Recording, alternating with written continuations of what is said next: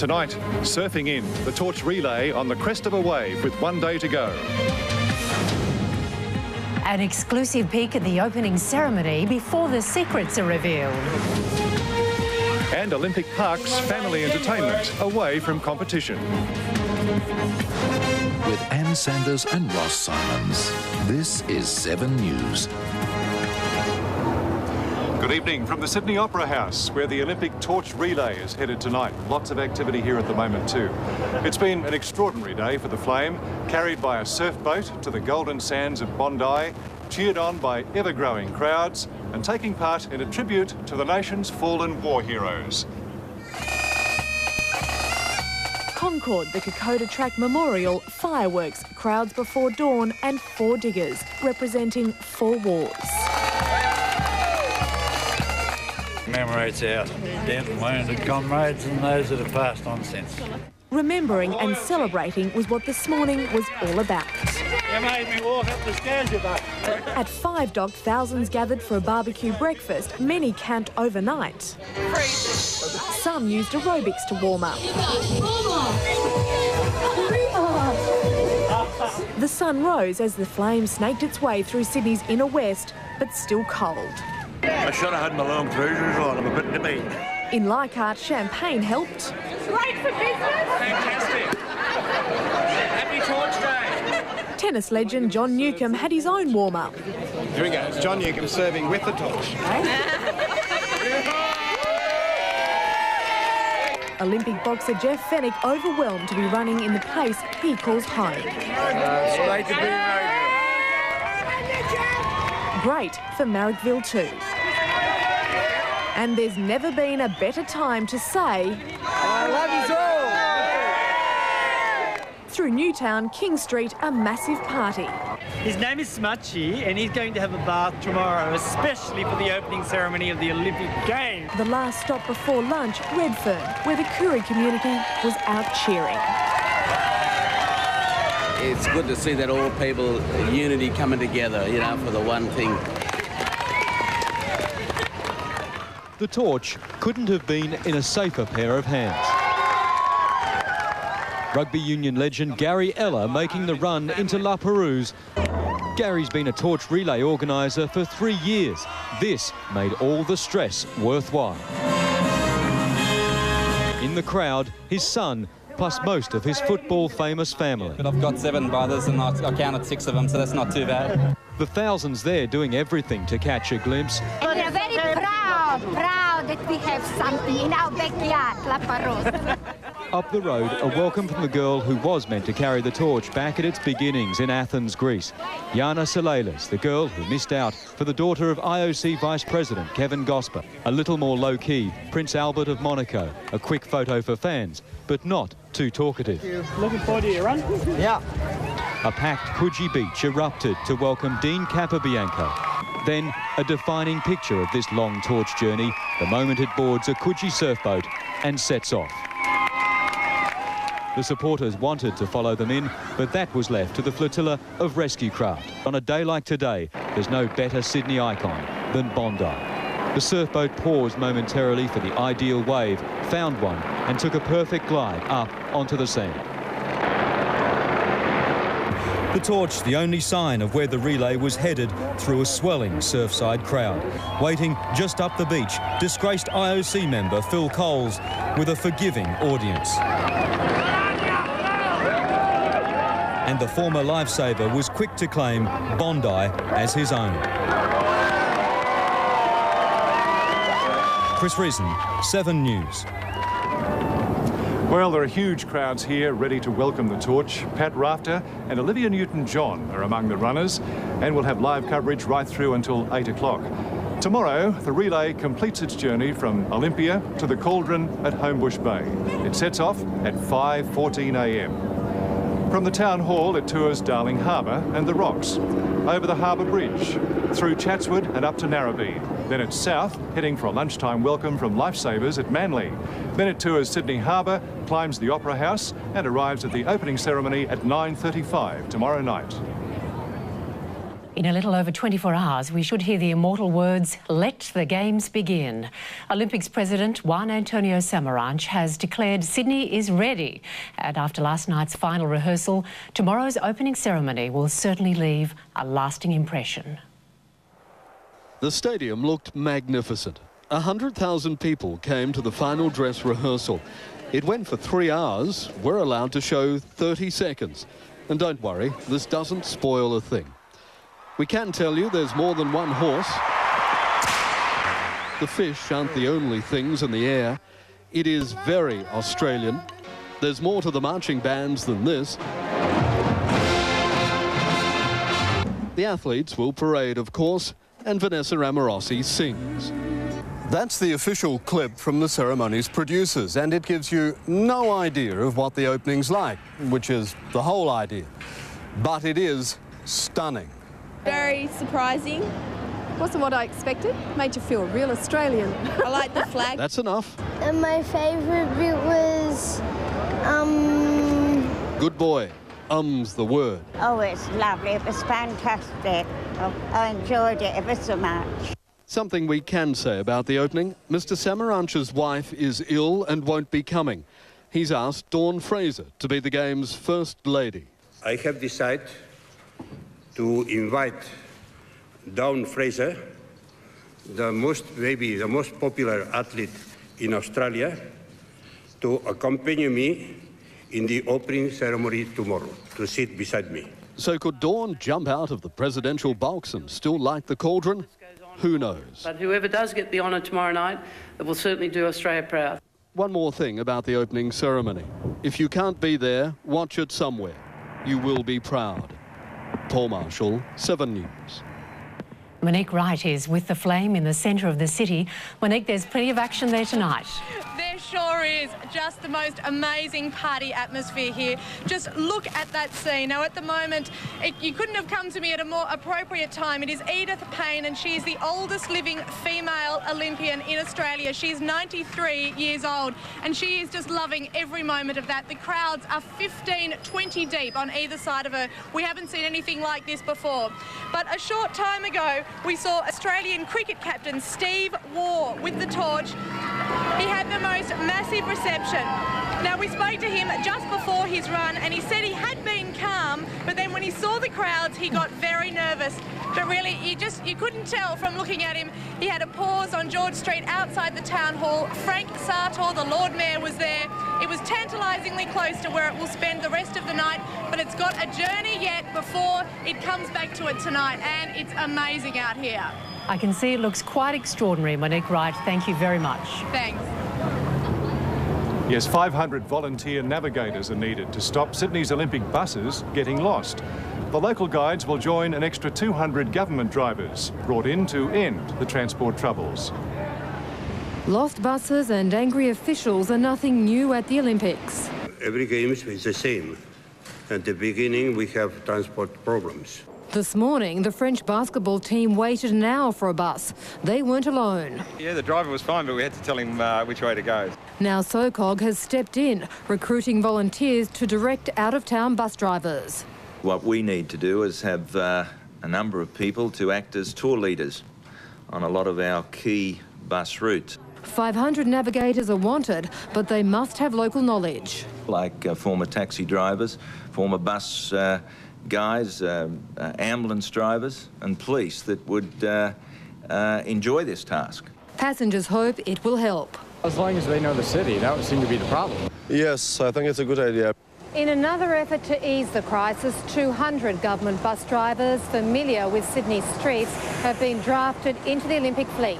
They'll replace over 100 other drivers who've quit over poor working conditions. The Defence Force has been asked if it too can provide trained drivers to boost numbers.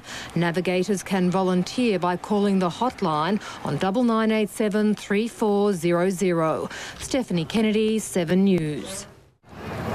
Well, our Olympic team is almost complete, with track and field stars today moving into the Athletes' Village.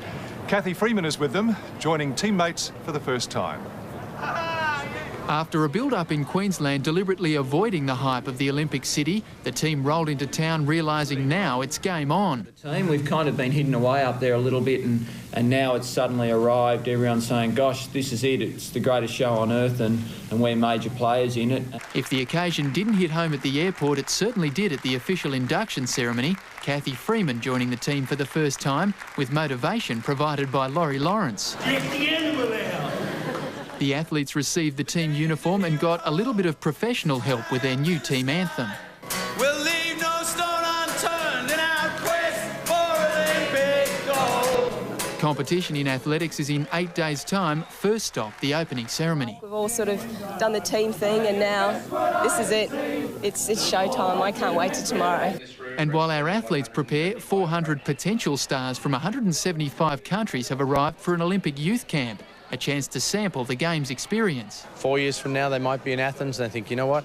Now I can just focus on my my performance rather than go, oh my God, look at all this, you know. Jeff Bullock, 7 News.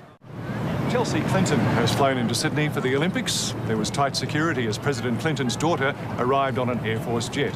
Her parents won't be here for the Games. The answer, I promise, is because we're having our own competition. It's called a presidential election. President Clinton has wished all Australians a successful Olympic Games. Also in town, boxing great Muhammad Ali working his way through a crush of cameras at Rosehill Racecourse. While he's not here officially for the Games, he is one of the most recognisable of all athletes and still with a great sense of humour. Ali will attend tomorrow's opening ceremony. Police are warning Olympic spectators to be on the lookout for criminal gangs. Pickpockets and bag snatchers from around the world have descended on Sydney to prey on the huge crowds.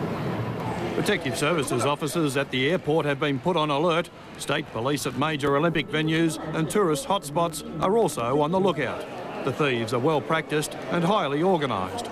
Most victims don't even know they've been robbed until they find their valuables missing. Paul Jury from Adelaide was targeted at Circular Quay. Took my camera out of my pocket, took a photo of the bridge with the nice Olympic rings, put it back in my pocket. I thought I'll just grab my wallet. No wallet. Gone. Paul thought he was security conscious. His wallet was in an inside coat pocket, but he didn't feel a thing. You know, Houdini, I don't know. The gangs have a number of tricks to deflect the attention of carefree tourists, even spraying tomato sauce on their victims. It takes only a second or two and your valuables are gone. While police won't reveal what tactics they're using to catch gang members, they say the best protection is extra caution. They should be aware of people, strangers coming up to them and asking to take their photo for no obvious reason. They should be aware of groups who may be studying them or pointing in their direction. So, Morgan Og, 7 News. Thousands of families are discovering there's more to the Olympic precinct than just sporting events. Free entertainment at Homebush Bay is drawing big crowds even before the competition begins. Officially it's spring, but Olympic Park is tuned to summer. The fountains aren't there just to look pretty, they're designed for cooling off, and children are encouraged to spray around. The water theme continues at Olympic Expo's side. Lindemans have spent more than $1.5 million to create a beach, waterfall and lagoon. There's wine tasting and aquariums to help people relax.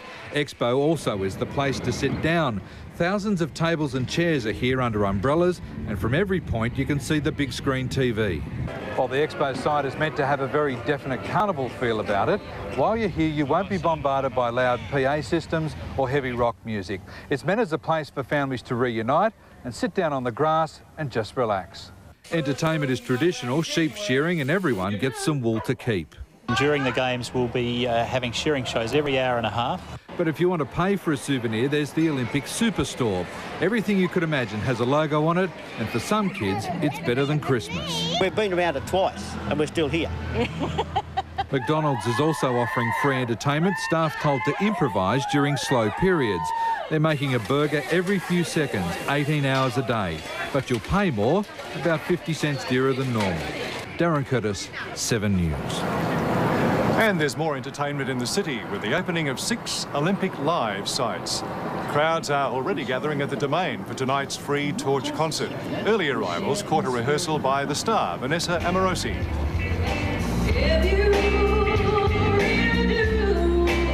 Each site features a big screen broadcast of Channel 7's Olympic coverage. They're located at Circular Quay, Martin Place, the Domain, Belmore Park, Darling Harbour and Piermont Park. Sport now, and the US swim team turn up the heat on the Aussies. Carly Gillies, what's the story? Well, and they say most of the pressure's on the host nation. More on that next. And heartbreak for the Olyroos after a brave fight against Italy. It's great save. Oh, brilliant work from the Aussies.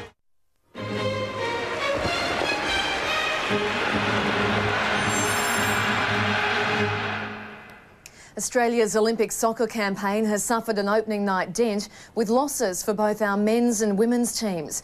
Having been given the honour of opening proceedings, the Matildas went down to Germany, while the Olyroos were desperately unlucky against Italy. It's 44 years since there was Olympic sport at the MCG. Melbourne band Taxi Ride and Marina Pryor headlining the pre-match entertainment. Absolutely fantastic, man. Best in the world. Go the Aussies, bloody sensei! SOCOG officials were convinced they'd kicked a massive goal. There was a lot of pressure on us, I think, to get off to a good start, and we feel like we've really achieved something here in Melbourne. And finally, the main course. Back post, it's a good cross! Oh, brilliant save! That was astonishing from Abiati. It looked a certain goal. In a physical encounter, the Australians 0-0 at half-time, and the best still to come. Australia, good ball! Keeper Danny Milosevic outstanding all night for the Olyroos. Oh, cross! Milosevic, great save! The shutter's up at the other end as well. Unbelievable save there by Abiati. Then, in the 81st minute, the heartbreaking moment for Australia, a Hayden Fox mistake and made to pay. Surely the goal has been given, and that ball was over the line. I'm proud because we played well, disappointed obviously, and unfortunately, as I said, we just paid for one mistake. Party time for Melbourne's huge Italian community.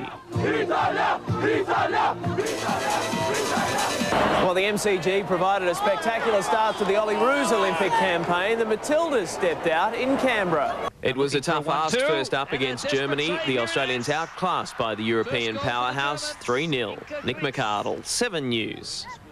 Australia's swimming arch rivals, the powerful US team, has thrown down the challenge only 48 hours before competition begins. The Americans say the Aussies go into the Games under the most pressure. Australian star Michael Klim came under some friendly fire at training, but for head swim coach Don Talbot, it's us against the world in the pool. The US team don't agree. To them, the Sydney Olympics and world swimming supremacy comes down to a race in two. We're here to race the world, and we recognise that Australia is the biggest challenge. Having handled the pressure as host nation in Atlanta 4 years ago, the Americans say it's Australia's turn to feel that type of heat. I think that there probably is more pressure on the Australian swimmers than on ours. Thompson's chasing her 6th Olympic gold. For teammate Lenny Kraselberg, it's just like coming home after his world record successes in last year's Pan Pacs. Must be something about this pool, and I had a smile on my face right away. With swimming beginning Saturday, most competitors will bypass the opening ceremony. Aussie boxer Bradley Hall will march tomorrow night, but he won't be competing. The 18-year-old has had a recent growth spurt and has cruelly missed the 48-kilo light flyweight class by just 1 kilogram. Yeah, it was a bit, tears and everything. It was like it was my #1 dream. All boxers had to weigh in by this morning. Patrick Monaghan, 7 News. And that's the latest from Homebush Bay. Just one sleep to go, Anne. Well, here we go. Thanks very much, Carly. Bye. Adam joins us next with the weather. He has the forecast for the opening ceremony and beyond.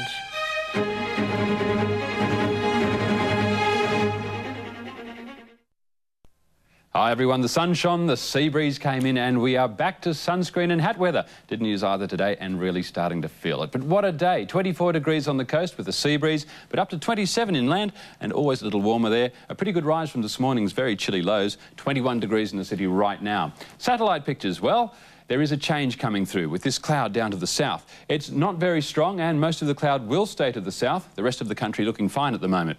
On the chart, the front moving through Victoria this evening, a small trough allowing it to slip between these two high systems. Now it'll be through Sydney early tomorrow morning with cooler temperatures and increasing cloud, but staying dry with high pressure dominating the southeast. Interstate, there will be a few showers for Perth and 17 degrees, chance of a bit of drizzle over Melbourne and 18 and fine elsewhere. On the harbour and beaches, slight seas on a low swell. South to southeast winds will reach 20 knots early in the morning, then ease to 15 by afternoon. Sunrise at 6 minutes to 6. The forecast for the Olympic City, a cool, clear night before early cloud moves in on a fresh southeast breeze. Not as beautiful as today, but staying dry. The wind will ease as we reach a top temperature of 20 degrees by mid-afternoon, falling to 17 at Homebush by 6 o'clock. Dropping to 15 by 9 p.m, so take something warm. Looking ahead, sunshine and 22 degrees Saturday, fine with increasing clouds Sunday and 23, a shower or two likely Monday, clearing Tuesday, sounding like summer already, Ross and Anne. Oh, thanks, Adam. It looks lovely. And Ross, this is it, the eve of the Olympics. Our torch coverage continues until 8 tonight. And Anne, of course, tomorrow we'll have live and exclusive coverage of the Torch Relays finale and opening ceremony from 4:30. And the news, of course, at 6 o'clock. See you tomorrow. Good night. And good night from the Sydney Opera House. Today we will show who we are. We are the earth, and we're together again. My friends, will you show us the way? We travel on, guided by the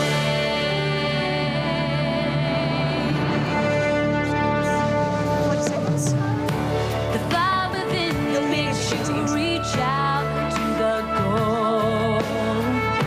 You redefine the best by stretching the soul. Well, hello and welcome to Today Tonight. I'm Melissa Doyle reporting from the Opera House. Tonight, the magic moment when the flame arrives at the steps of our most famous landmark. And to help share the moment, we'll be joined exclusively by Olivia Newton-John and Pat Rafter. Well, up to 1 million people have flooded the city to share the spirit. The 6 Olympic live sites are up and running from tonight. And in just over an hour and a half, 1 million people are expected to converge on Sydney's Town Hall for the lighting of the community cauldron, the last before the games of the 27th Olympiad begin. Well, right now, the torch is making its way to Mrs Macquarie's chair, and the torchbearer is Kevin Berry, one of Australia's greatest swimmers. Kevin won gold at the Tokyo Olympic Games in 1964 in the 200 metres butterfly, and over a period of 7 years held 13 individual world records. Now shortly, fellow Olympian Janelle Elford will begin the spectacular journey along the harbour foreshore, and Melinda Gainsford-Taylor will bring the flame to the steps of the Opera House. Well, last night, 100,000 Sydney-siders got a sneak preview of what we can expect at the opening ceremony of Sydney's Games. 12,500 performers put on a full dress rehearsal, and from all reports, it's a spectacular that will make us all proud. Well, joining us now is one of the stars of that show, Olivia Newton-John. Olivia, thanks for joining us. Now, you couldn't ask for a better reason to come home. It's fantastic. You took the words out of my mouth too. It is spectacular, and I thought really.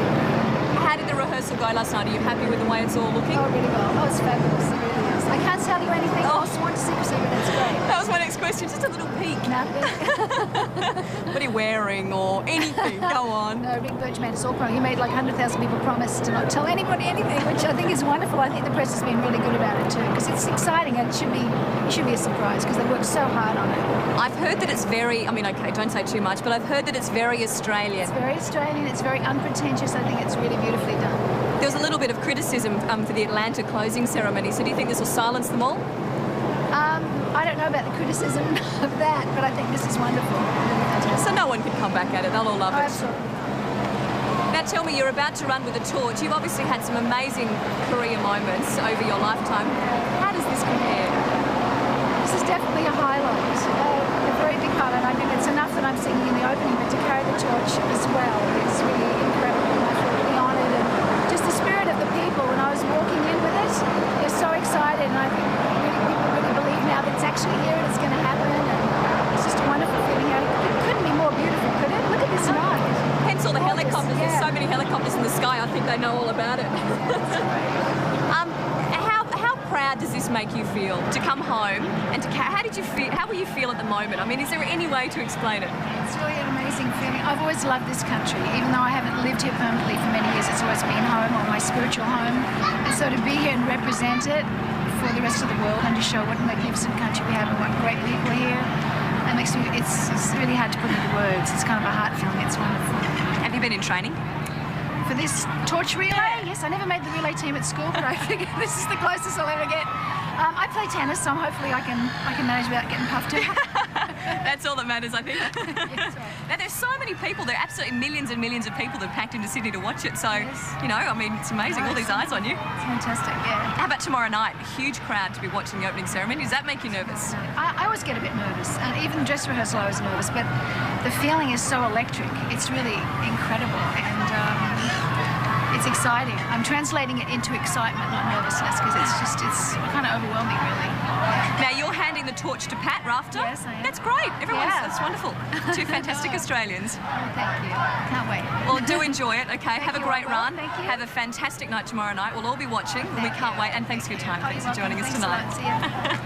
Thank you very much, Olivia. Now, just a reminder that she will commence her run from the steps of the Opera House at around 7:10, so make sure you stay with 7's torch coverage for that. Now, Olivia will pass the torch to another famous face, and I'm sorry I gave it away, but you will meet him after the break, tennis star Pat Rafter. Will you show us the way we travel on, guided by the flame? You have shown us the way. Look to your heart, you will find the flame. Welcome back to the Sydney Opera House, where we await the arrival of the Olympic torch. It's making its way through the streets of Sydney. Absolutely millions of people have packed into town here to see it, and the lighting of the community cauldron at the town hall shortly. Well, carrying the torch and also the hopes of our nation at the Olympics in tennis is Pat Rafter, a Davis Cup winner for Australia, twice a US Open champion, and this year a finalist at Wimbledon. Pat, thanks for joining us. Thank you. How does this compare to some of your career highlights? And you've had many. Can you compare them? I really don't know what it's going to be like. They say this is the most amazing experience you can ever do, running this torch, and I just can't wait to get on and run around. So you're obviously excited. I am very excited, and I think it'll probably go down as one of the highlights of my whole life. You think so? I mean, you've had some amazing highlights. I have, but everyone just said they can't say enough great things about it, and everyone says whoever done it, like Peter Brock and the likes of Herb Elliott, said it's the most amazing thing. We've got Janelle Elford at the moment. She's running with it. I mean, it must be such an honour for athletes, for Olympians, for everybody. I mean, it must fill you with such pride. Oh, it certainly does. There's a lot of pride going around right now in the village, around here, around town, seeing all the boats on the harbour, seeing all the people around the Opera House, and it's just about to go right off. Mate, just over the edge of the balcony, there's thousands yelling out, "We want Pat!" Well, soon I'll be giving it to him. And we know that you're fit, so you'll be running pretty fast. You're accepting the torch from Olivia Newton-John. Yeah. That's pretty fantastic too. I hope I get a kiss from him. I'm sure if you asked her really nicely. Yeah, now, the torch is really getting close. Janelle Elford, she's coming up towards the forecourt, so I know we won't keep you long, because you've got to go down and talk to her. Can you tell me a little bit about the community spirit? How do you feel about, I mean, the fact that Australians are just out here and they've supported it so incredibly? They have, and it was always going to be one of those things, would they not? And just over the last couple of weeks since I've been back in Australia, I've just seen all the publicity, all the momentum gained from the whole torch run. And to come out here and see what's happening right here, pretty well mind-blowing. Is it nice to come home? Certainly, it's always nice to come home, you know that. And to come home to this, Well, it doesn't get any better than this. Hey, technical question, how's your shoulder? Shoulder's good. Yeah? Yeah. Very good. I had a good training session today, and now I just need to hit a lot more balls and get a bit of confidence and hopefully win a couple of matches, and we'll see where it goes from there. So they're your immediate plans? See how you go? Certainly, I've got to take one match at a time. But Are you going to take your time running, or are you going to run fast? Are you going to give the crowds down here what they want? I'll just play it by ear. It depends. I mean, when the adrenaline is pumping in you, you probably think you're going slow. You're probably sprinting for all I know. So I'm just going to be in another world when I get down there. So I'm just going to go with the flow and see what happens. Well, at least you're an athlete, you can run gracefully. Well, I've got plenty of games for running before me, so I don't compare myself to an athlete before she. Well, when it comes to running, that's for sure. She'll have to run at half speed, do you think? I think so. glad I'm not looking after it right beside. And of all the legs you could have, Sydney Harbour's magnificent. I mean, the boats, the helicopters, we're all waiting for the Olympic rings to light up. It will be sensational. Oh, this is an honour to be able to run this league, so I can't say enough great things about it. Fantastic. Well, it's an honour to talk to you, and we'll all be watching, as will the crowd. So thanks so much for your time. All right, thanks, Pat. Now, just a reminder, Pat will run along the torch along Alfred Street to Sydney's infamous Toaster building at around 7:15, and you can see it exclusively right here on 7. Now, other torchbearers tonight include two of our greatest Olympians, Murray Rose and Dawn Fraser, whom hopefully we will catch up with shortly, and we'll see how we go with that anyway. And golfer Curry Webb, and Curry will light the cauldron on the steps of the Town Hall at around 7:45. Chris Simmon caught up with the world's #1 to find out how she feels about the honour at the end of a wonderful year. Webb's 19th victory in only 5 years on the tour, taking her New Year earnings to over $500,000. To be 25 and, be sitting at the top already, it's, I have to pinch myself every now and then because it's something that, I've dreamed about since I was a kid, and now I'm living that dream, and, I don't take anything for granted. As the world's #1 golfer, Curry Webb is right now considered to be the best contemporary sportswoman in Australia. With 3 Australian Masters, 2 British Opens and 1 US Open, she's almost single-handedly lifting the profile of women's golf internationally. So you're going to watch some of the Olympics on TV? But today she was lifting the spirits of young patients at the Children's Cancer Institute, of which she's patron. What are you going to go and see? Soccer. Really? While 7-year-old leukemia sufferer Emma Byers was a little too embarrassed to show how her putting's improved, Curry admitted she too had a few butterflies in her stomach. It's going to be a memory for me that, will last with me throughout my whole life. Tonight she'll be downing her clubs to take a firm grip on a flaming torch. While she's used to driving a couple of 100 metres, tonight she'll stroll them in front of a screaming gallery, all the way to Sydney's Town Hall to light the cauldron. People have been asking me if I've been training for that, and I told them that if I can't make 300 metres, then I really need to worry about my health, so... Curry, any truth in the rumour that you might be driving a flaming golf ball into the cauldron at the opening ceremony? Well, I haven't been told about it, but if I am going to do that, they better let me know so I can start practicing.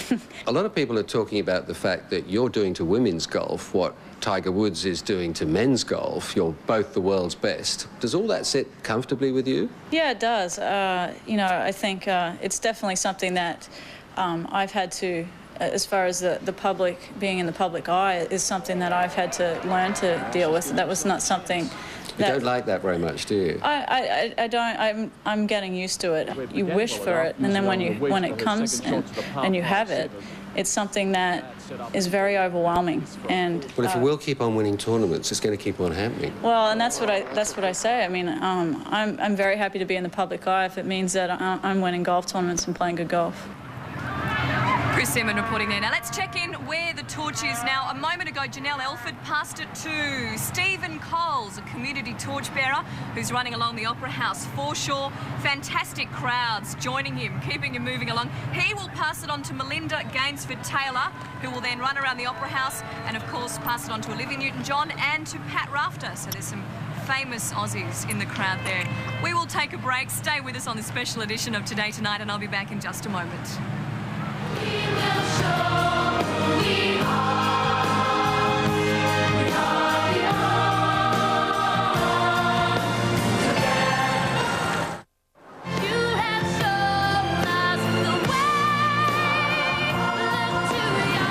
Welcome back to the Sydney Opera House, where millions of people have packed the foreshore to see the Olympic torch handed to Melinda Gainsford-Taylor. Now, she is just about to start running. She's the only Australian athlete to win back-to-back national sprint double crowns. She's won 5 national double crowns, 92, 93, 95, 97, 98.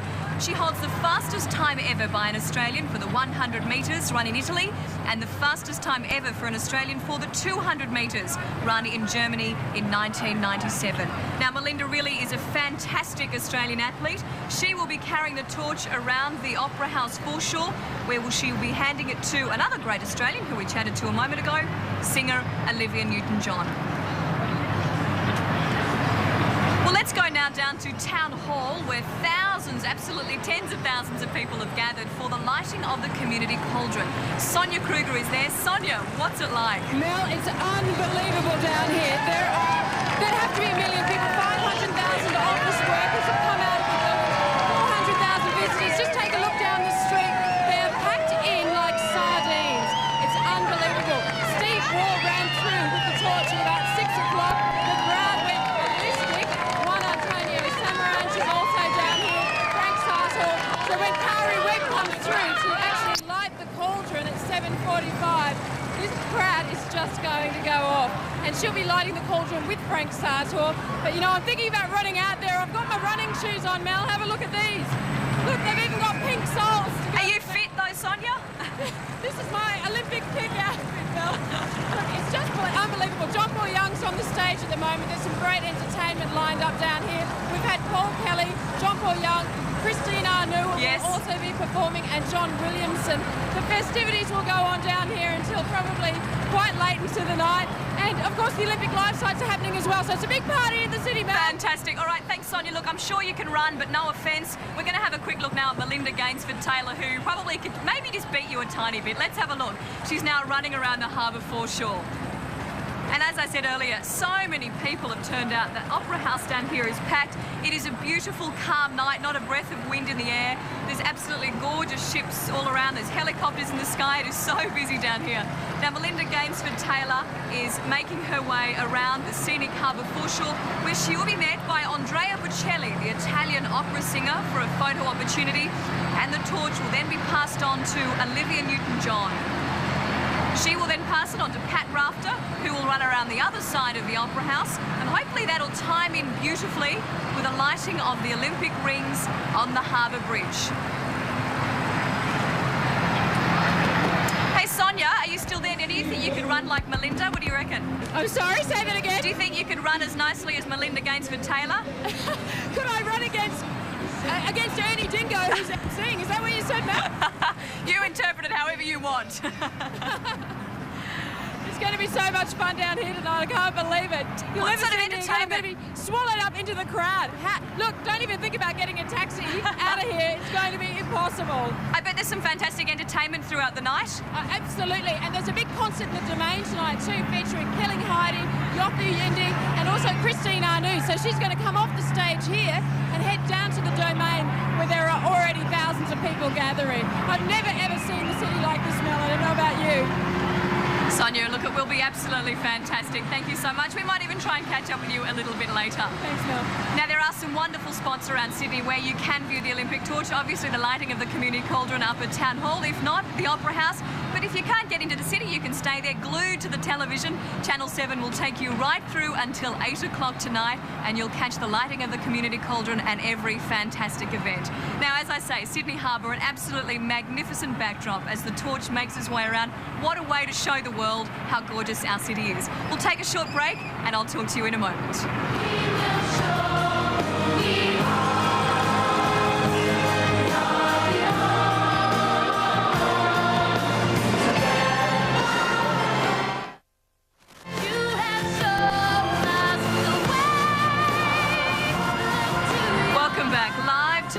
Tonight, coming to you from the Sydney Opera House.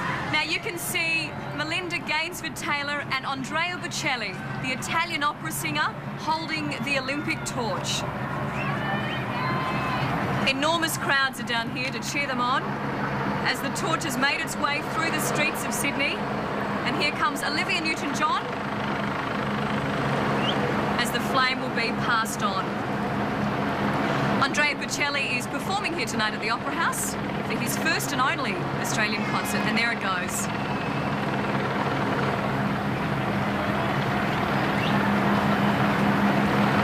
Olivia Newton-John, she's going to be one of Australia's favourite singers, about to make her way around the Opera House forecourt.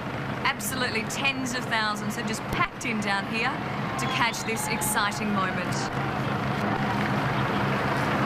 You can see the camera flashes going off. That might give you a bit of an indication of how many people have made it down here tonight.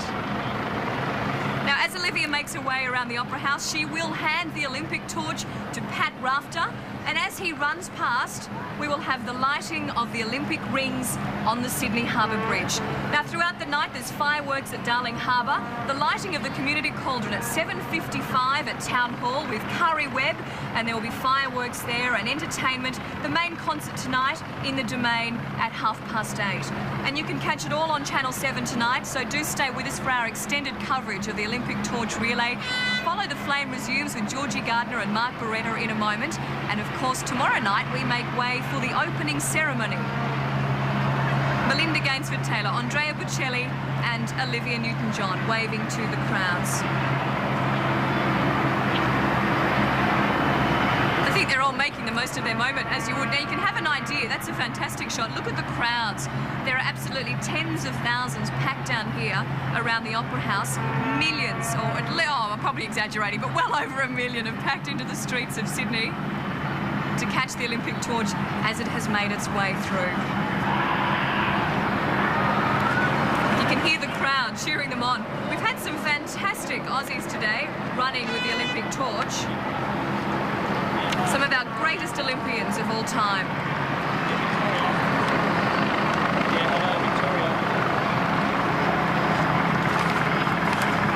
The crowds are absolutely enormous. Now, Italian-born opera singer Andrea Bocelli, he's blind. He's 42 now. I don't know if people know, but he actually studied law before turning to music professionally. His debut opera album, Aria, was released in 1998.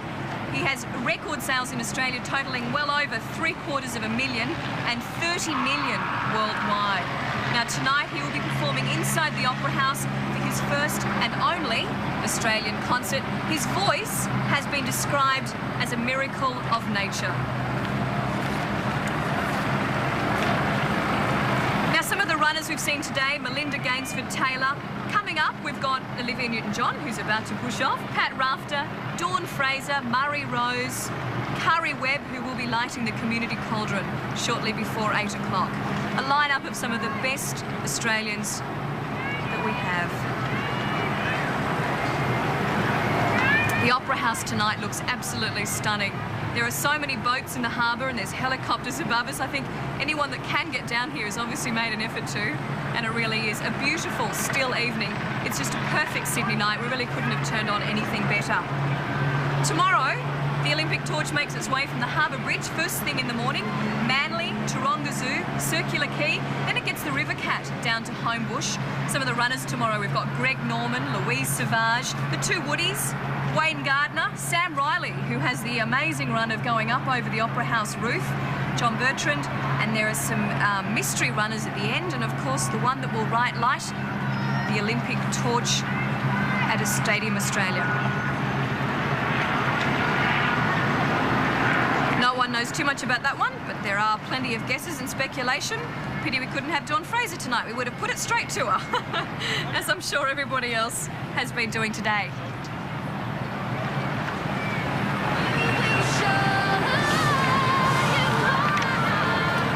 Thank you so much for joining us tonight on Today Tonight, and as I said, we won't be on air tomorrow. The opening ceremony will be happening, so do sit somewhere and enjoy it. If you can't make it out to Stadium Australia, there are plenty of live sites around the city. So from all of us here at Today Tonight, have a wonderful Olympics. Do enjoy. I'm Melissa Doyle. Good night.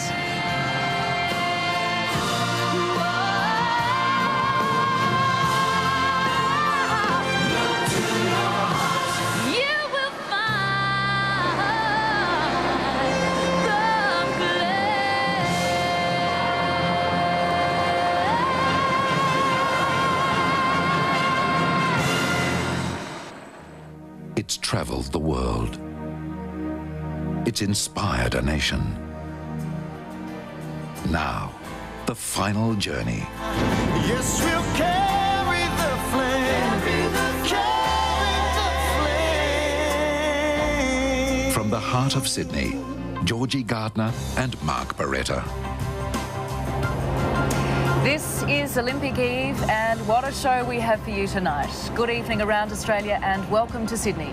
Yes, some of this country's biggest names are about to escort the torch past the Harbour Bridge, down George Street and up the steps of the Sydney Town Hall. Helping us to follow the flame tonight, none other than Greg Norman. Hello to you, Greg. You've just flown in. Tell us, is Olympic fever growing in the United States? Oh, I think it's grown tremendously. Obviously, NBC is covering the Olympics in the United States, and we see it every morning. And a matter of fact, I watched a show, a very dear friend of mine, Matt Lara, heads up the Today Show on NBC in the United States, and it came on Monday, and they had the most wonderful introduction to Australia, and it actually made me get goosebumps watching it in Florida. And actually, my wife Laura turned to me and she said, "Are you homesick now?" And that's the type of introduction they introduced to about the Olympics, about Australia. Greg, are you looking forward to tomorrow morning? 6:25 tomorrow morning, you'll take off across the bridge. Oh, absolutely. When you see on the monitor now, you see what's taking place here. And what people don't understand is we as Australians have to travel overseas and be successful or not successful overseas, but our heart is in Australia. And when you come home and you see, even tonight when I walk down the streets just to go with my wife, it's amazing the euphoric atmosphere that's taking place. And when you're part of something like this, it's just it's a once-in-a-lifetime unique experience. And Greg, have a look at this, because this is a taste of what's to come for you. There, of course, is Olivia Newton-John, the current torchbearer of this phenomenal torch relay. How does that make you feel, seeing images like that? Well, I'm very proud, one, to be Australian. I'm very proud of, obviously, Olivia Newton-John, what she's done in her profession, her life and her career. And when you sit here as an Australian, what people don't understand is Australia is such a tightly knit community. Even though the Australians travel away, I get so many letters from people from Denver, from New York, Washington, D.C., all over the country wanting to come in and be part of the Australian community, in that community. And when you see something like this, Olivia Newton-John would say exactly the same thing in L.A. The Australian community is always an Australian community. We're a huge nation, small and populous, but we're very, very strong in heart. Olivia Newton-John around the Sydney Opera House. For the record, of course, Olivia was actually born in England before moving to Melbourne with her family when she was 5. Her mother was German, her father Welsh. By 1963, she was appearing on both daytime television and a weekly pop music program. She then won a talent contest hosted by the great Johnny O'Keefe. The prize was a trip to England, and of course, Olivia never looked back, and she has had a remarkable career, Greg, and is still a big name here and in the States. Oh, absolutely, yeah. I mean, her career's spanned decades and decades, and what a fitting reward for her, really, to be in front of one of the greatest icons in the world. And I mean, the Opera House really is this way. People revere it in the United States, they revere it in Europe. So for her to be involved with this is all due respect to her. And look at these images. I mean, it's just extraordinary. Look at the crowd scenes we can see there. I mean, in the forecourt, they have packed the forecourt of the Sydney Opera House, and the bridge there in the distance, those Olympic rings to light up a little later in the evening. I mean, what is it about Australians, do you think, Greg? You've travelled the world, you've met people from all sorts of places. What is it about Australians? We embrace our heroes, don't we? Well, we do, but the same is done that way in every country. But there's one thing about Australia, and I was asked this question by a reporter just last week in the United States, and they said, what do you miss the most about Australia? I said, the smell and the sound of Australia. There's nothing else in this planet that smells like Australia or sounds like Australia. Our bird life, our flora and fauna here in Australia is so unique, and we have to protect that. We all protect, obviously, when you come in here, customs and quarantine, we do that with any diseases, and we've got to continue on doing that because it's such an important value for us. And when you do step off the plane or boat or however you made your way here, it is a different feel. It's a different, unique experience. And when I go back to the United States, it's amazing the number of people who come up to me who say, well, I visited Australia for the first time and I want to go back and I don't want to come back to where I live now. It's just incredible. And the admiration, the respect, like in World War II veterans.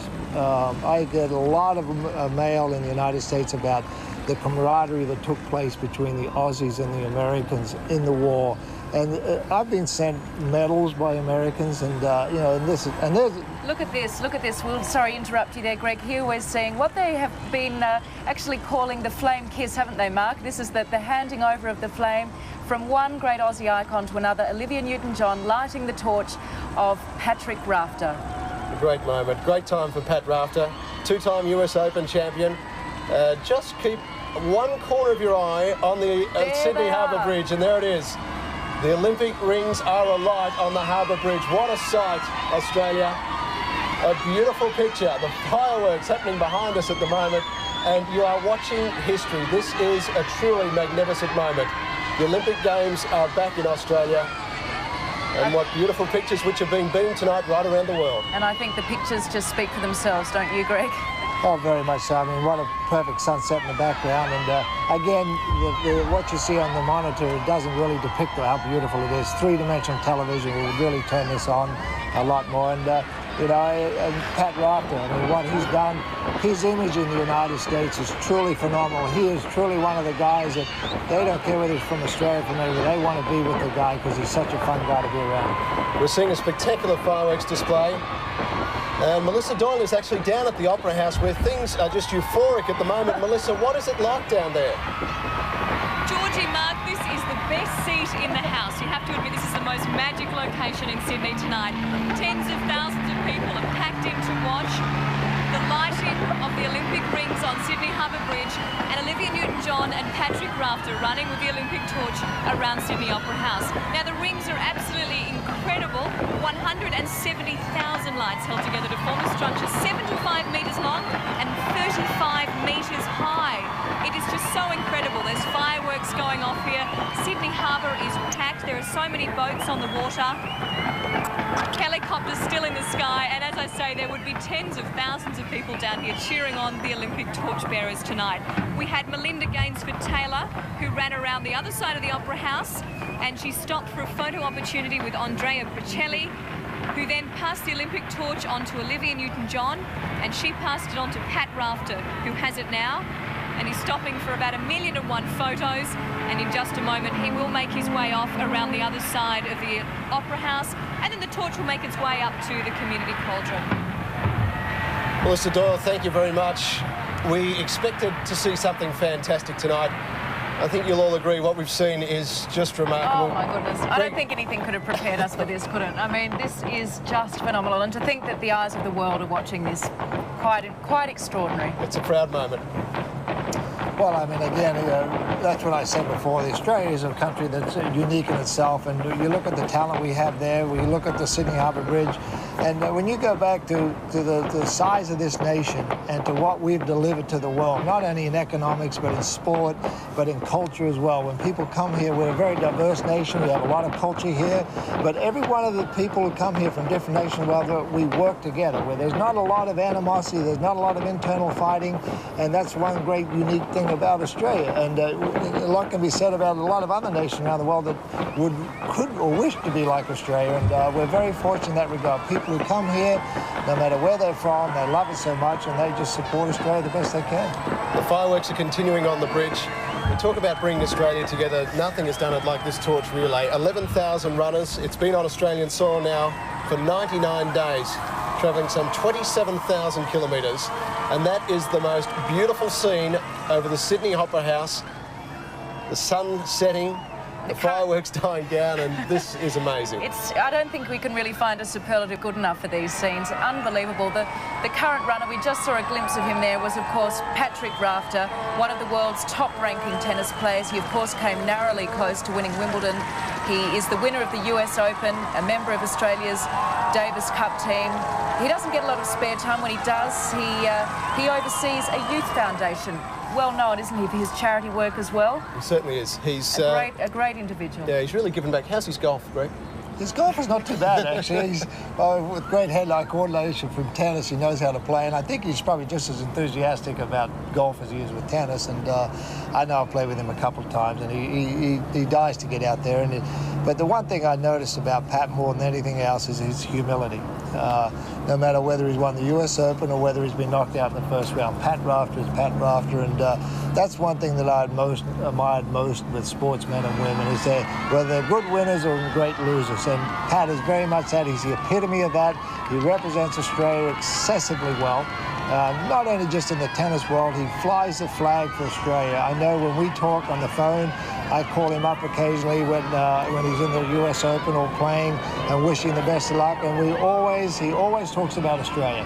And that's the most important thing that people have got to remember, that when their citizens travel abroad, they carry the flag, and Pat Rafter does that beautifully. And the crowds just love him, don't they? Wherever he goes, he seems to be just one of the most popular sportsmen in Australia. We're going to cross back to Melissa Doyle, who's down there in the Opera House forecourt. She's amongst it all. Mel, give us an idea of what you're seeing. Georgie and Mark, the scene is just incredible down here at the Sydney Opera House. Pat Rafter is off and running with the Olympic torch, making his way toward Joanna Griggs. Tens of thousands of people have crammed in down here to watch him run. Now, we spoke to him a little bit earlier, and he said this was the highlight of his career. Now, for a man who has achieved so much and such greatness in the tennis world, he said it was just an amazing honour for him. He was passed the Olympic torch by Olivia Newton-John, who said very similar things. And I mean, for a woman who's done so much, she said it was one of the highlights, and she said it was such an honour to come home and carry the Olympic torch. The rings have been lit on the harbour, and I can't begin to tell you, the harbour's going wild down here. There are so many boats out on the water. There's helicopters. Every single light, I think, that is available has been lit. There are horns going off on the water. The sound is just amazing. And the people are cheering on Pat Rafter as he makes his way around the Opera House forecourt toward Joanna Griggs, and of course for the lighting of the community cauldron. Melissa Doyle, thank you very much. You're watching at the moment what billions of people are seeing around the world at the same time. Pat Rafter bringing the Olympic flame around the Sydney Opera House and towards the Sydney Town Hall. An amazing moment, and Pat is really lapping it up. So many people, Greg, have said once they've carried the torch, this has been the highlight of my career. We had John Conrad's his gold medal in 1960 in Rome in the 1500. He said carrying the torch was a highlight. Pat Rafter says the same thing. I wonder how you'll feel about it tomorrow morning. I mean, I've been asked the same question, how I'm going to feel, and I really don't know. I mean, until you actually put yourself in a situation like that, it's going to be very difficult, because well, we've all been fortunate in some way, shape or form to get an experience of a lifetime, and how do you eclipse that? I don't know. And I'm looking forward to tomorrow. Again, it's just reinforcing what everybody says. We are very proud Australians, and to be involved with the Olympics in Australia. And one thing you got to understand too is when we won the Olympics, and we tried very, very hard to do that for Olympics before this, but when we won, it wasn't just Sydney winning, it was Australia that won it. And that was the message that really echoed around the world. It was Australia won it, and even though the New South Wales government's got it, and Sydney's got it, Australia does have the Olympics. And when people think about Australia, they think the greatest harbour in the world, the greatest city in the world, with tremendous ethnic diversity, and yet we can pull off this. We did all the construction for the Olympic Village and the stadium. We came in on budget. We beat the time schedule. You know, we've got so many thousands of athletes all contained for the first time. I think finally, in all the history of the Olympiads, this Olympic Games in Australia is a turning point on how all Olympics will be looked at from here on in, especially Summer Olympics, and we all in Australia should be proud of that. Absolutely. We're seeing live and exclusive pictures here on the 7 Network around Australia of another torch handover, and taking the flame is Joanna Griggs. At just 16, Joanna became one of Australia's youngest Commonwealth Games swimmers. She was the first female to in fact break the 30-second barrier for the 50 metres backstroke, and a very, very proud moment for her tonight. I'm sure she is just overwhelmed by what she's seeing around her. I mean, if she's not blinded by the flash bulbs of the cameras, I don't know. I mean, look at that image. It's just phenomenal. Tens of thousands of people in the forecourt of the Sydney Opera House, of course, just nominated as a new wonder of the world. Quite a magnificent sight, isn't it? And Joanna Griggs now part of Seven's Olympic commentary team and the co-host of Olympic Sunrise along with Andrew Daddo. Melissa Doyle is still down at the Opera House. Melissa, is it still wild down there? I really don't know. No doubt she can't hear us with the sound of cheering. Aussie tennis star Pat Rafter, who made his way here around the Sydney Opera House. Tens of thousands of people have crammed in down here. Olivia Newton John carried the torch just before he did, and they had a photo opportunity with Andrea Bocelli, the Italian opera singer who's performing here tonight at the Sydney Opera House. The scenes are so incredible down here. The harbour is packed with boats, the foreshores are packed with people. Every light that could be on, there's helicopters roaring overhead. All the boats on the harbour have been making all the noise that they can to cheer on our fantastic Australian torchbearers. And as you can see, Joanna Griggs is obviously just overwhelmed with it, as you would be. The crowds are just fantastic out here and encouraging our Aussie torchbearers to run with the torch as it slowly makes its way up towards the lighting of the community cauldron. Melissa Doyle, thank you for that down at the Opera House forecourt. We're going to cross now to Monique Wright, who is in George Street. Monique. Kilometres before it lights up Stadium Australia. Even in the dark, you can see how many boats are actually on the harbour. It must be choppers out there. This is absolutely incredible down here. I am in George Street where we are eagerly awaiting the torch. How's everybody feeling? I have never seen anything like this before in all of my life. They go so far back on either side here that when the torch arrives, they're just going to explode.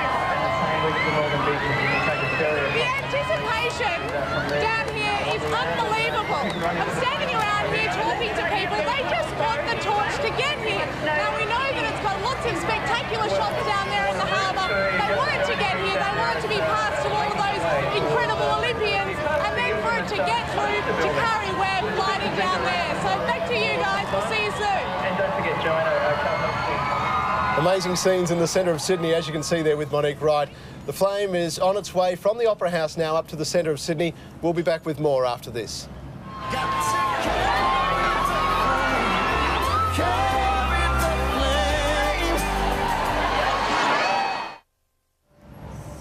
Welcome back, Australia. You're watching the Follow the Flame live and exclusive on the 7 Network, and we're joined with a very special guest, Greg Norman.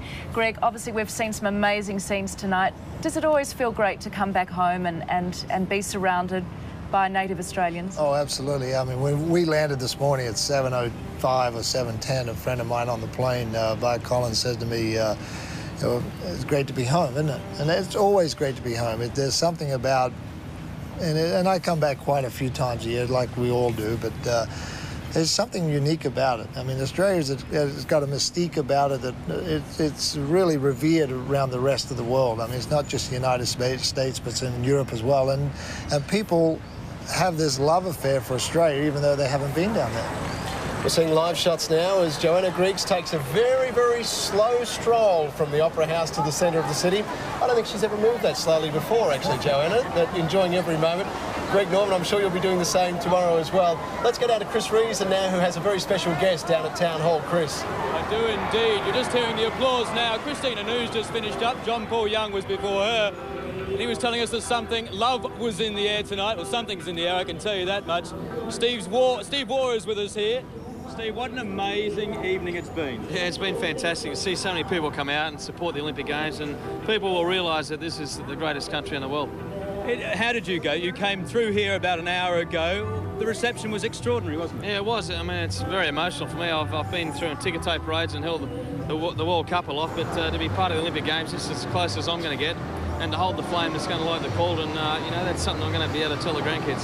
The last time, and Rosie here joining us as well, the last time you were down George Street, of course, was for the World Cup celebrations, that massive victory parade, but this puts that in the shade, doesn't it? Oh, it certainly does. The amount of people that are here, and it is a great experience, and every person here tonight will say that they were here on that night before the Olympic Games, and I'm just really proud to be a part of it. Did you get a sense just quickly of the spiritual side of it? A lot of people have been overcome by emotions holding this thing and running with it. Yeah, definitely. I mean, certainly got a sense of that when I was on the bus about to be dropped off to our point, where Edith Payne, the lady I was passing off to, the Australia's oldest Olympian, her first woman Olympian, started crying on the bus. It must have brought memories back for her, and the emotion that she was showing sort of made us a bit nervous and got us a bit teary-eyed as well. You haven't shed a tear yet, no? No, I think it's all going to be happiness from here on in. I'm looking forward to going to the Games, and it's going to be the best sporting event Australia's ever had. Mate, you enjoyed. Take little Rosie away. Have a great night. Thanks for joining us. Thank you. Okay, guys, back to you. Amazing times down here, just outside of Town Hall. incredible scenes. You've seen the pictures. Thank you.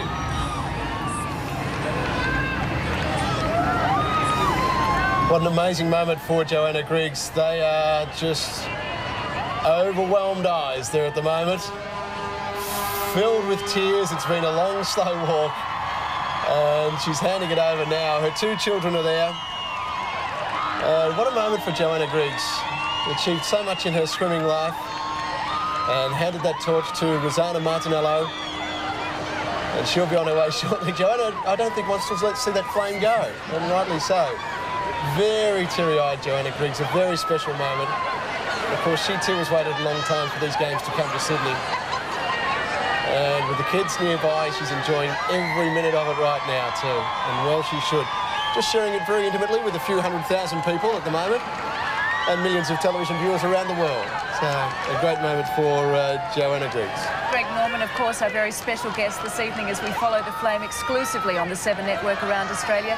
Greg, obviously you're limbering up for your run tomorrow across the Harbour Bridge. Tell us a little bit about your recent hip surgery, because as I understand it, you timed that for this run, didn't you?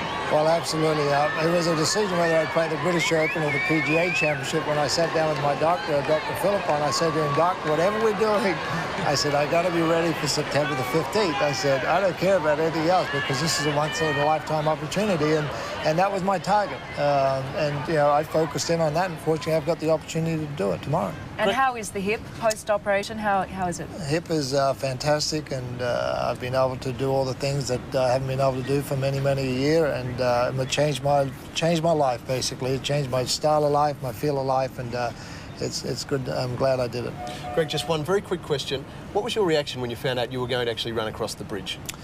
Well, to tell you the truth, Mark, I was kind of shocked. But, you know, when I sit down here and I see this, because I've always been a true believer that the Olympic flame belongs to the Olympians. And but when you see here how the Australian people, not only just the public, but everybody who's been successful in the Australian industry, whether it's sport, whether it's economics, or whether it's politics, or whether it's, you know, just financial, you see that, hey, this really is truly a country thing.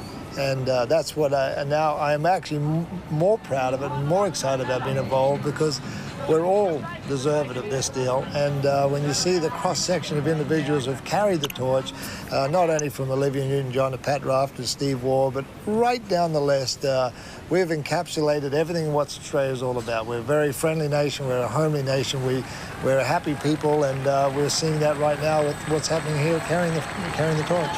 Well, at a very proud time when we acknowledge so many of our great sportsmen and they get to share the Olympic flame. Greg Norman, it's fantastic to have you in town. Congratulations on all that you've done for Australia around the world, and really enjoy that run tomorrow, Greg. I will do. Thank you. Good luck. Appreciate it. OK, Greg Norman joining us. We'll take a break. See you after this. Got to carry the flame.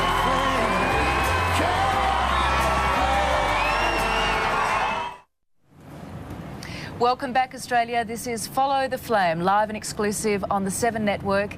And boy, Mark, what an evening. What a celebration. It really has been something special, and there's still so much more to come. Greg Norman really put it into perspective, didn't he? I mean, this is a defining moment for our nation. It's an incredible time. Well, so many of these international sporting greats saying that this experience of carrying the flame surpasses any British Open, any US Open. I mean, Susie Moroney said it surpassed any swim that she's done. Quite phenomenal. We're seeing pictures now of Mark Freedman carrying the Olympic torch, and what an honour for him. And the best probably still to come, because Mark Freedman will pass on the flame to none other than Dawn Fraser, who'll be followed by Murray Rose and Curry Webb. And you see there the aerial pictures of just how big an event this is in Sydney at the moment. There are police estimates of 1 million people in Sydney's CBD at the moment, enjoying this great spectacle. They've crowded those streets. The boats are in the harbour. There are the huge crowds at Town Hall. And unfortunately, unable to enjoy this is the Australian team captain and flag bearer, Andrew Gaze.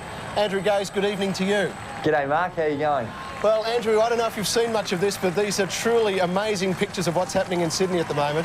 Yeah, it is amazing. I've been watching it the last few nights and following the coverage as much as I can. And it really is fantastic that everyone right throughout Australia has had the opportunity to sort of have sort of a hands-on effect on the Olympics, and just the support is something that I think the athletes really appreciate as well. Now, Andrew, we know that you don't get too emotional. How are you feeling about all this?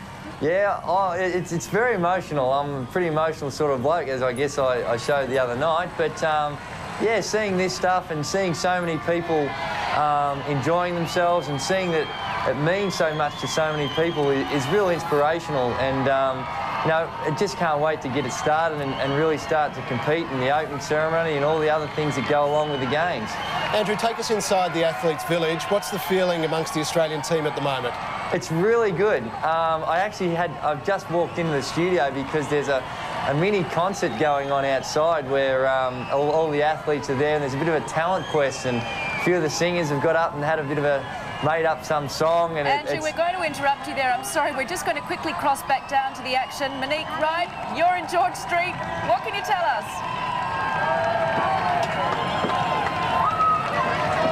Hey, Dawn is coming up next. You better go now. She is just, she clearly can't hear us. She's totally drowned out by the cheers. That's what happens when 1 million people cheer together, I guess. An amazing moment. That's Mark Friedman carrying the torch at the moment. He will hand on to Dawn Fraser. There's Dawn now. Oh. Dawn is waiting. What a brilliant moment. And, well, Dawn, you'd have to say one of the great Australian patrons of the Olympic movement. I think when Australians think Olympics, they really think Dawn Fraser, don't they? And look at Dawnie holding the flame aloft. And a big cheer. One of Sydney's greatest girls too. She's obviously, well, she's often described as Australia's greatest Olympian, and she was, of course, this year included as one of Australia's national living treasures. As she should be. These pictures, of course, live and exclusive on the 7 Network. We're going to try and talk to her now. Dawn Fraser, can you hear us? It doesn't surprise me that she can't hear us. I mean, drowned out by the tens of thousands that have gathered there to see this truly historic sight. Dawn, can you hear us?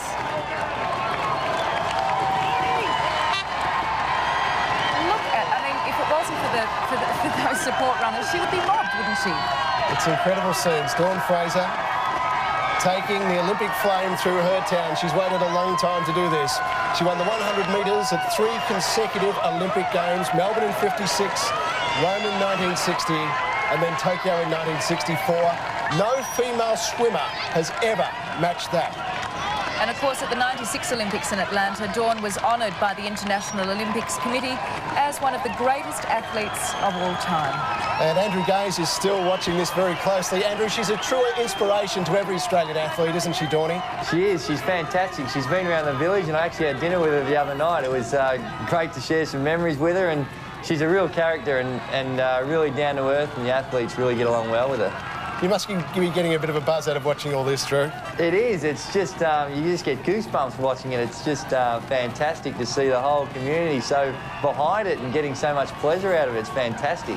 And it caps off a remarkable week for you. You are Australian team captain. You're going to carry the flag in tomorrow night. How do you feel about that? Yeah, I can't even begin to describe it. It's just really looking forward to it. And they had a rehearsal last night, and they gave the guy that's supposed to be imitating me there the biggest roar, and they said it was deafening then, so I hate to imagine what it's going to be like on the when we go out there tomorrow night. I just can't wait. Well, we can't wait either. We look forward to seeing that, Andrew. We're just watching Dawn Fraser now making her way into the town hall in Sydney. She is literally being mobbed by people at the moment. There are huge crowds. Police estimate 1 million people are in Sydney's CBD. And Dawn Fraser is enjoying a beautiful walk through her hometown. You're watching Follow the Flame on the 7 Network. We'll take a short break. Don't go away. Got to carry the flame, carry the flame. Well, welcome back, Australia. We're following the flame as it edges closer towards Sydney Town Hall, and what exceptional pictures. These pictures of Dawn Fraser being beamed around the world. We're going to cross now to Chris Reason, who's at Town Hall. Chris, are you there? Well, welcome to Town Hall, where we're just about to see the torch. It's approaching from the other end of George Street. In the background, guys, you can hear John Williams, you can see him on the screen perhaps, playing away True Blue.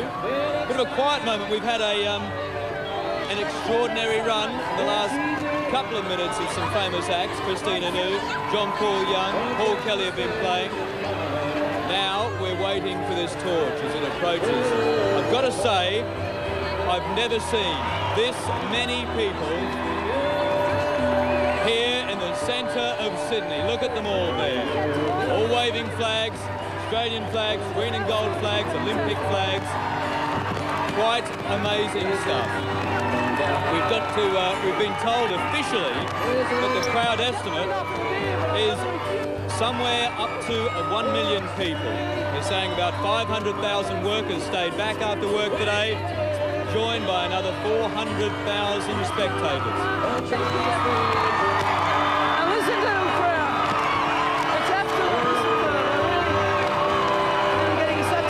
Voice of Dawn Fraser there. Dawn is wearing a microphone. We'll see if we can't pick up a little bit of Dawn and her excitement. The people mark the place are absolutely superb.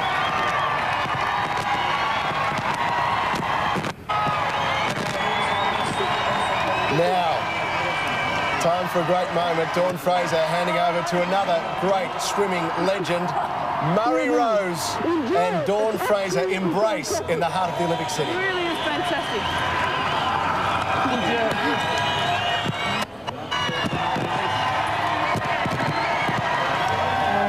Well, what a career this man has had. In 1956, he captured the imagination of Australia and the world.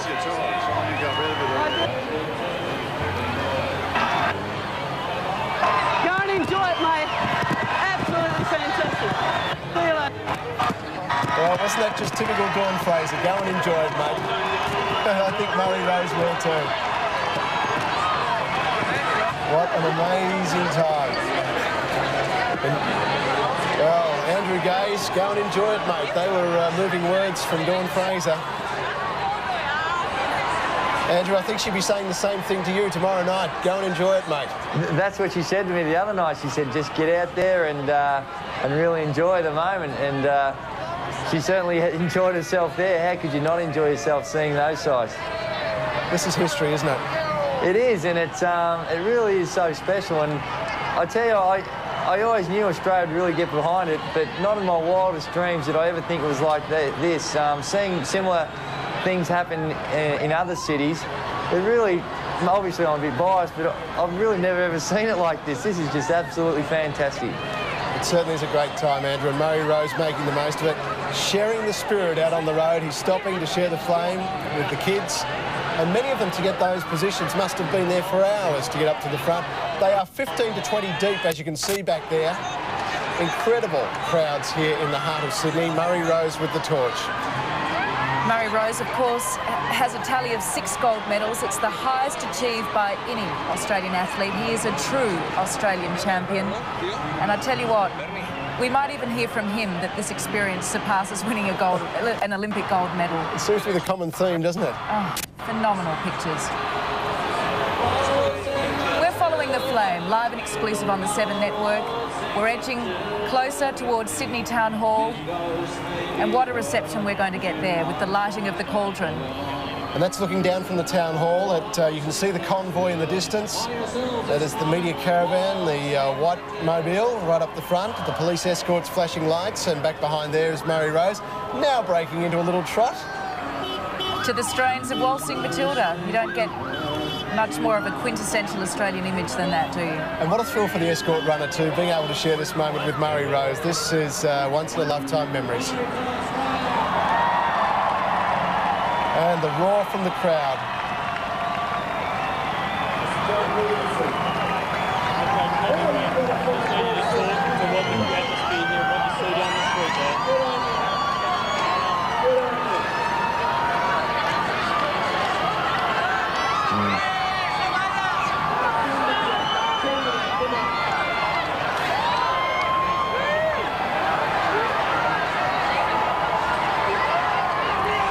Try and talk to Chris Reason again at Town Hall, the scene of the cauldron, the lighting of tonight's cauldron. Chris, are you there? I am. I can only just hear you. We're welcome to Town Hall. Me and about 500,000 of my closest friends here to watch this last stretch of the run, the transfer from Murray Rose to Kari Webb.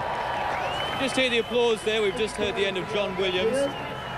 an amazing rendition, Waltzing Matilda, which had the crowd swaying away. The numbers here are quite simply staggering. We've got people hanging off the tops of Woolworths and off of the various flag poles and street light poles all up and down George Street. They're waiting very quietly right now for these last couple of 100 metres to get the torch all the way up. So up the steps of the town hall and into a cauldron that's a little bit different to the one that we've seen all the way through this torch relay, the 100-day torch relay around Australia. It's a special one that Frank Sartor's had commissioned. I think it's going to be there for some time. Looks like it's made of marble. We're just waiting for it.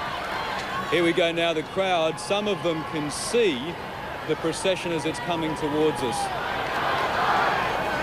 Quick couple of rounds of Aussie, Aussie, Aussie, oi, oi, oi, before it approaches. Quite extraordinary scenes. The city is packed, as I said earlier, with an official estimated crowd of about 1 million people.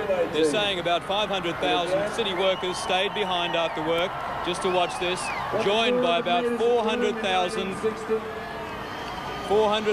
Torch supporters. They're all here enjoying an amazing moment. Well, thank you very much, Chris Reason. Murray Rose now is coming in to greet Curry Webb. The world's #1 female golfer is waiting to accept the torch from Murray Rose. Murray just wants to get a little more. And he's got some people there. No, absolutely. Who could blame him? He's got some special friends there to say hello to. And now Monique Wright is actually there. Monique, a great moment there. They have just exchanged the flame. It is absolutely unbelievable down here. You've just lost the picture there, but we are going to get them back. We've just gone around the corner. Now we are getting an idea of these crowds. I can still see that Murray Rose has gone in amongst the crowd. He's having his photo taken. We're going to get that picture back any moment. There she is. Curry Webb has come through. Now, Curry is the world's #1 female golfer. Just before her run, Curry told us that this run would be the highlight of her life. She says that this would be more than she could ever achieve through golf. She says that it all shows that Australia has put its heart and soul into everything that they do, and that the relay shows just how Australians are sticking together. And that is exactly what everybody is doing now. They have swarmed around her. She is making her way to the town hall now. She is merely... Just extraordinary pictures there, live and exclusive. These pictures, of course, being beamed around the world. We're going to welcome Paul Marshall along. You've been following this torch relay for several weeks. Paul, these pictures, what can we say? Not much. They're breathtakingly spectacular, aren't they? I've been watching them upstairs. It is just...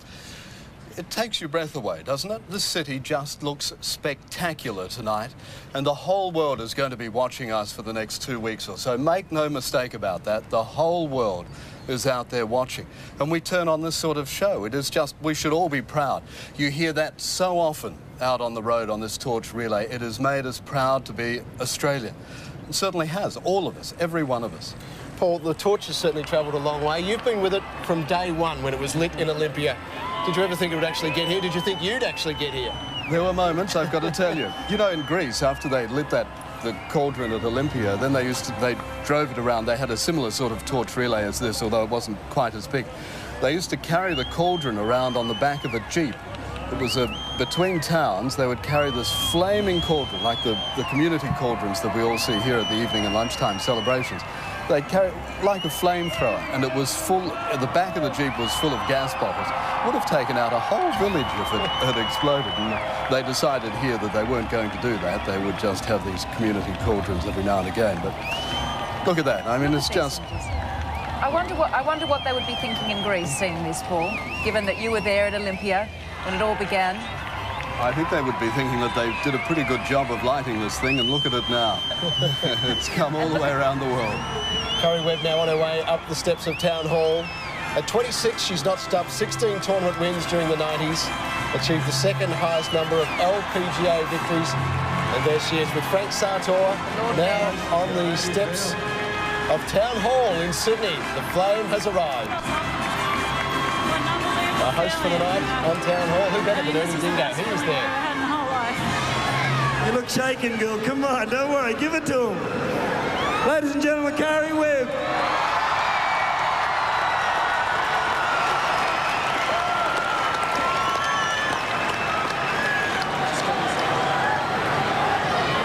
Now, the torch will pause there momentarily. Get your breath back. I just can't believe how many people here. It's unbelievable. They've been waiting all night for this. Some of them were slept here from 2 days ago. It's so Australian, and I'm so proud to be Australian, and I'm glad everyone turned out, because this is going to be the best moment in Australian sporting history. Okay, well, let's get some of this stuff. We'll come over here and set this down for a while and have a bit of a yarn. So there will be, now the torch will virtually stay in that position until the official speeches are over, the official greetings, if you like, and the community cauldron will be lit following that. Ceremony that we do in traditional society, Aboriginal society, man from La Perouse, Mr. Vic Sims. So much happening in Sydney at the moment. We'll take a break and be back with plenty more after this. Got to carry the flame. Thank you very much. Carry the flame. Cheers, guys.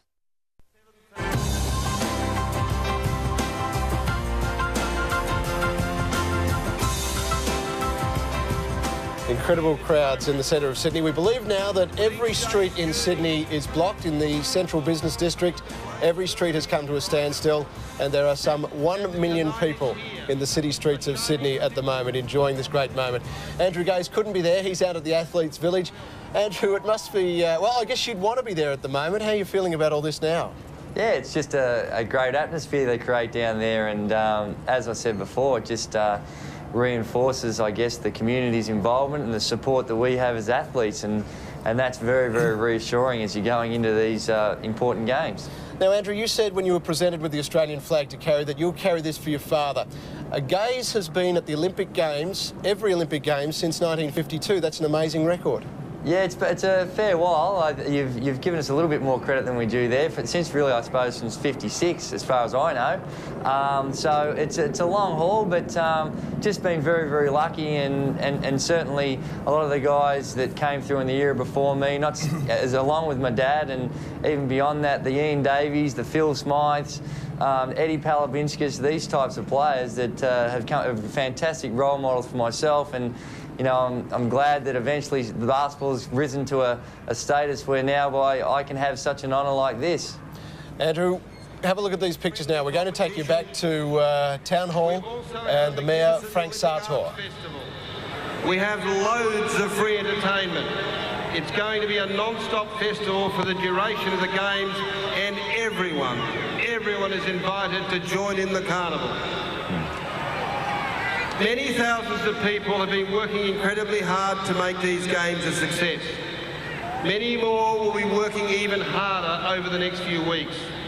I want to thank all of our tireless workers, from bus drivers to retail staff, from emergency services workers and police to ushers and guides, and all of the thousands of volunteers whose contributions are making these games possible. Your patience and your warmth over the next few weeks will create a legacy of goodwill for Australia for generations to come. Now, with open hearts, we welcome all the world to Sydney. We welcome the athletes and the national and international visitors to our city. We will do everything we can to make your stay a happy, safe and memorable one. Not everyone can be here in person, but we know that the spirit of celebration will continue right around Australia and even the world during these festive games. Sydney is shining, lit up by the Olympic flame. It's time for our Olympic city to glow as a beacon of peace, goodwill and celebration to all the world. May we join together. That's you.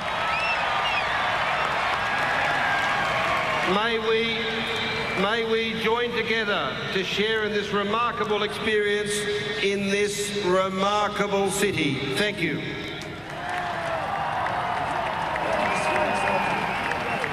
Sydney Lord Mayor Frank Sartor there. And what an extraordinary experience for him, given that he was there initially when the city bid to host the Olympic Games, and to see this reception tonight must just be quite amazing. Interesting to see Gough Whitlam there as well, sitting with the official group. Welcome around. Paul, Sorry, Georgie, Yes. how good would Frank Sartor feel tonight? It looks like the whole of Sydney is out there and they're all cheering him.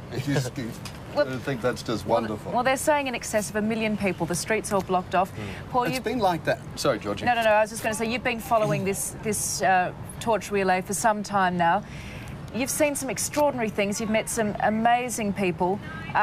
We're going to just actually cross back to Chris Reason. Sorry to interrupt you there.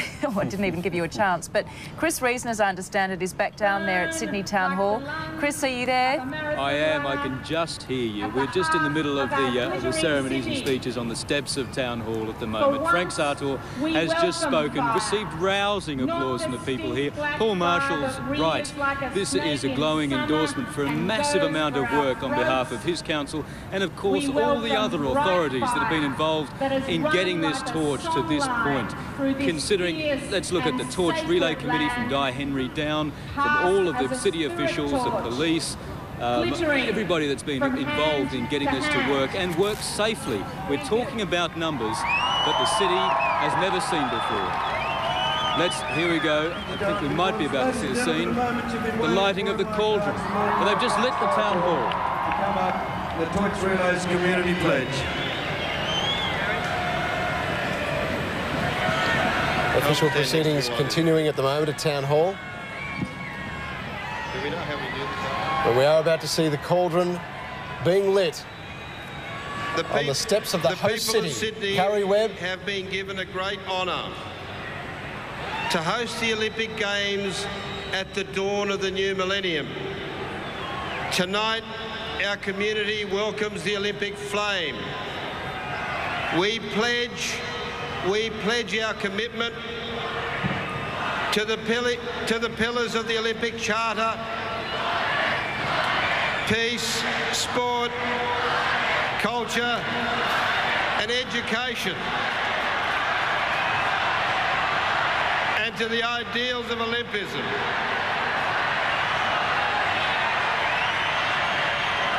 We pledge our goodwill and friendship to the athletes of the world and to all visitors who have come to our city for the Games of the 27th Olympiad. I now call upon Carrie Webb to join me for the lighting of the community cauldron.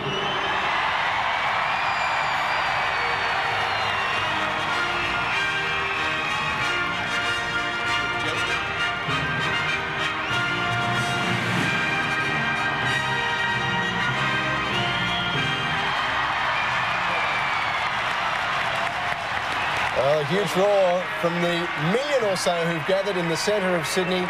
What an incredible time. Carrie Webb and Frank Sartor, and the fireworks are away in Sydney. Chris Reason, what's it like down there? Unbelievable, Mark. We can see that the fireworks have just begun pouring off the top of Town Hall, and I believe all around the city the bells are chiming.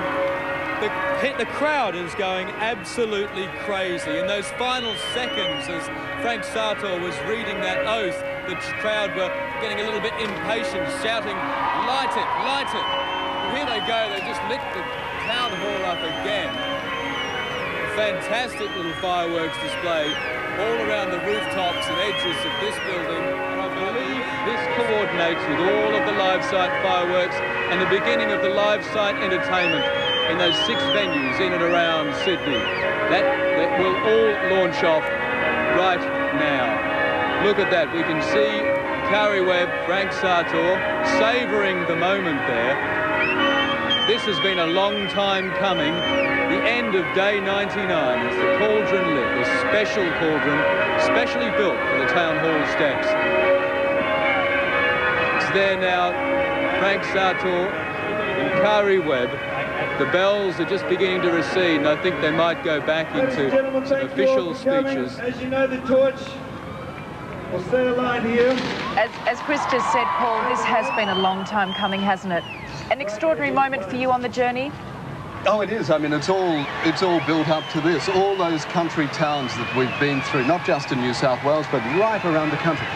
little towns where there might only be 40 or 50 people in there, you know, 3 houses and a couple of outback loos up the back. They all turn out. All those country towns, everybody in them would line the streets, and it's all built up to this moment. Well, it's been an amazing time for Andrew Gaze, who's been watching at the Athletes Village. Andrew, I hope you can sleep tonight. Yeah, really looking forward to tomorrow. It's very tough to sleep, but get a little bit of rest when I can. Well, Andrew, thank you for being with us. We will all help you carry that flag in spirit tomorrow. Good luck to you. A great time for you and your father, Lindsay. And Andrew, all the very best. Good on you, Mark. I appreciate it. Thanks a lot. Andrew Gaze there, captain of the Australian team and the flag bearer for the opening ceremony for Australia tomorrow night. We'll be back with more after this. Painless.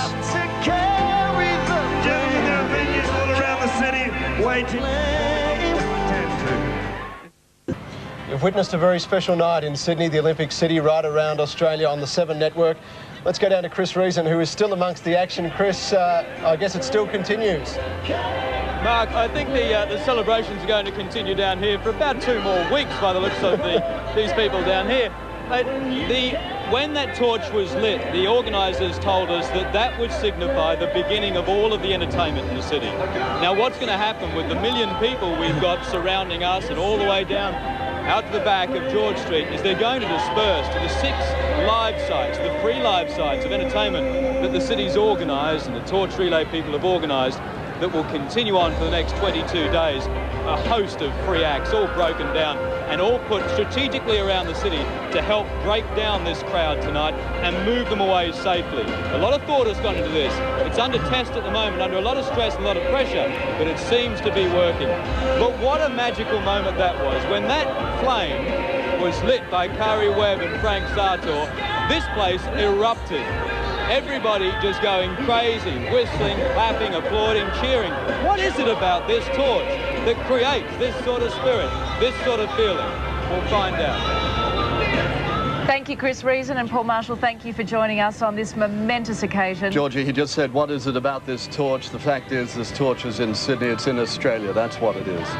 It's here, it's really here. It has been a privilege to share tonight with you. Special home and away episode coming up now, and that'll be followed by another Olympic presentation on 7. The winner is Sydney. Thanks for being with us. Good night, Australia.